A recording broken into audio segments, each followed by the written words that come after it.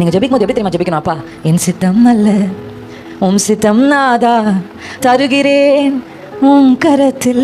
அல்லேலூயா. தரேன்ப்பா, உங்கள் சித்தம் நிறைவேறுகிறதுக்கு நான் விட்டு கொடுக்குறேன். நீங்கள் அப்படி சொல்லி பாருங்க, கர்த்தர் உங்களை ஹானர் பண்ணுவார். அவர் உள்ள அப்படியே உருவம். என் பிள்ளைக்கு பாரு, எவ்வளோ தேவை இருக்கு, எவ்வளோ பிரச்சனை இருக்கு, ஆனால் இதன் நடுவிலும் அதான் ஆண்டவர் சொல்றாரு, நீ என்னை மறுதலிக்கல. நான் சொல்ல, உனக்கு கொஞ்சம் பலன் இருந்தும் என்னை மறுதலிக்கல. இந்த பிரச்சனை நடுவில் நீ என்னை மறுதலிக்கல, இந்த தேவை நடுவில் நீ என்னை மறுதலிக்கல, இத்தனை குறைவுகள் உன்னை சுற்றி இருந்தும் நீ என்னை மறுதலிக்கல. அல்லேலூயா. அதான் வசனம், உம்மை உறுதியாய் பற்றிக் கொள்கிற மனதை உடையவன், உண்மையே நம்பி இருக்க. அப்படின்னு வசனம் இருக்கு. எப்படி? ஸ்தோத்திரம் ஆண்டவரே.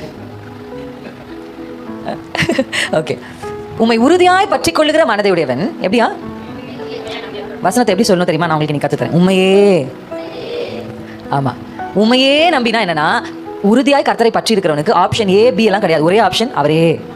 ஆமென்.